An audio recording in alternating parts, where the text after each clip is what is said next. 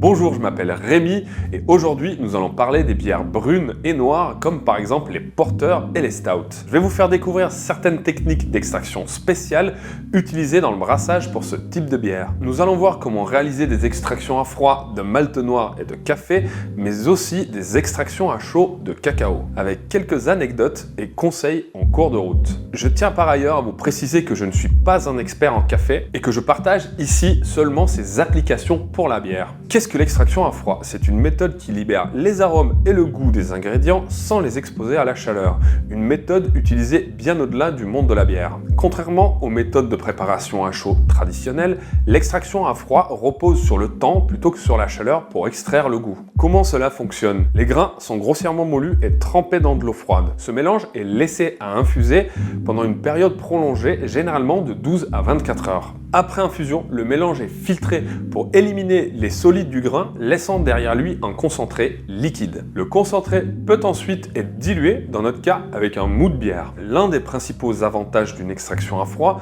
est qu'elle produit moins d'acidité, d'astringence et d'amertume par rapport à une extraction à chaud. Les infusions à froid ont souvent un profil de saveur plus doux et plus élégant. Il faut généralement utiliser plus d'ingrédients à froid qu'à chaud car l'extraction est moins efficace.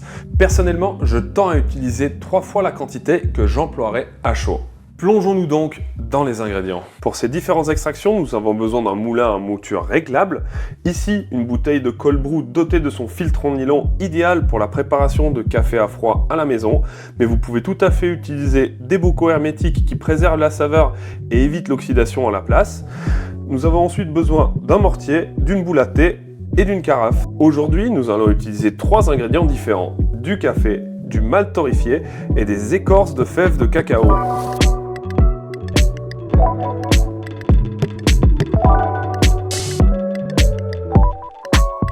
Placez une petite quantité de malt dans le mortier. Ne le remplissez pas trop, cela rendra le concassage plus difficile. Utilisez le pilon pour écraser doucement le malt, vous ne voulez pas le transformer en poudre, concassez-le grossièrement. La taille de la mouture souhaitée est bien plus grosse qu'une mouture à l'empâtage d'un brassin, un peu comme du très gros sel. Videz le mortier, mettez de côté la mouture et recommencez l'opération plusieurs fois jusqu'à obtenir la quantité souhaitée. Calculez la quantité d'eau nécessaire pour le mélange. Le ratio moyen que je recommande est d'utiliser 1/4 ou 1/5 de malt par rapport à l'eau. Tout dépend de la concentration aromatique que vous souhaitez. Placez le malt dans un récipient suffisamment grand pour contenir l'eau et le malt. Vous pouvez utiliser une bouteille à cold brew filtrante comme ici, ou bien un simple bocal hermétique. Ajoutez l'eau froide au malt dans le récipient. Idéalement, on cherchera à remplir entièrement le bocal ou la bouteille pour limiter l'apport en oxygène. Il faut cependant respecter les proportions mesurées précédemment. Mélangez bien l'ensemble pour vous assurer que tout le malt est en contact avec l'eau. Fermez le récipient et laissez-le reposer au frigo entre 12 et 24 heures maximum. Les saveurs du malt seront extraites dans l'eau au cours de ce processus. Comme pour le malt, commencez par moudre la quantité souhaitée. Ici, nous allons moudre entre 55 et 60 g pour 77 ml d'eau, soit environ 80 g par litre. La mouture doit être de moyenne à grossière, comme de la fleur de sel. On cherche à concasser plus finement que pour le malt, mais beaucoup plus grossièrement que pour une mouture d'expresso.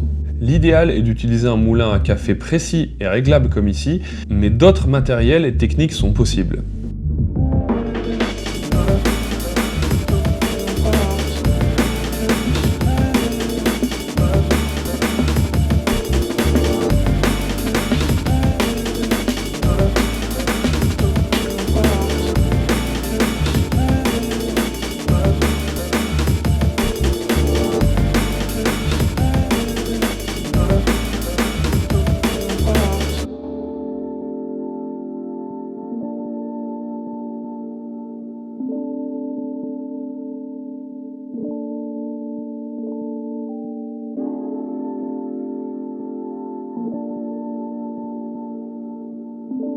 Ajoutez de l'eau en hydratant entièrement le café tout en respectant le ratio d'environ 80 g de café par litre. Placez le mélange au frigo entre 14 et 22 heures maximum, l'idéal étant 18 heures d'infusion. Vous pouvez préparer l'extraction de café le même jour que celle du malt, mais séparez-les bien dans 2 contenants différents pendant la garde à froid.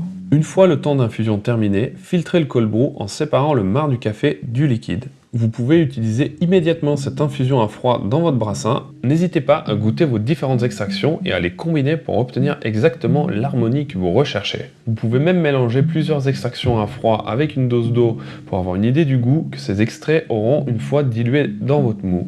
En goûtant et en mélangeant différentes variétés de café avec différentes variétés de malt et divers degrés de torréfaction, vous pouvez créer une infinité de combinaisons. L'ajout de vos extraits à froid est préférable après l'ébullition du mou, cela garantit que les saveurs délicates du café et du malt ne sont pas trop volatilisées par l'ébullition. Préparez votre brassin comme d'habitude, l'ajout de l'extrait à froid en fin d'ébullition fait légèrement baisser la température du mou. Cependant, il est important que le mou reste suffisamment chaud pour stériliser l'extraction à froid. Une température supérieure à 80°C maintenue pendant 20 minutes est idéale. Il est impératif de stériliser l'extraction à froid avant la fermentation afin d'éliminer toute bactérie ou levure sauvage potentiellement présente. Procurez-vous des écorces de fèves de cacao torréfiées, disponibles dans des boutiques spécialisées ou en ligne. Encore mieux, vous pouvez en récupérer chez un artisan chocolatier torréfacteur. Si vous avez suivi les étapes précédentes et refroidi votre mou à 80°C, c'est le moment idéal pour infuser les écorces de fèves. Cette température est suffisamment élevée pour garantir la stérilisation, tout en permettant une extraction optimale du goût du cacao. Placez les écorces dans une boule à thé, cela permettra de contrôler précisément l'intensité désirée en retirant rapidement et facilement les écorces au moment voulu. À plus grosse échelle, sur votre cuve de brassage amateur, vous pouvez utiliser une chaussette à houblon ou votre Hop Spider. Mais attention, l'extraction des saveurs de cacao est rapide à chaud et très intense. Une rapide infusion de 1 à 2 minutes peut suffire pour apporter une saveur chocolatée à votre bière. Retenez qu'une infusion trop longue sera trop amère, ne dépassez pas 5 minutes. Une fois les sucres du mou fermentés, la sensation d'amertume est plus forte que lorsque vous goûterez votre mou à chaud.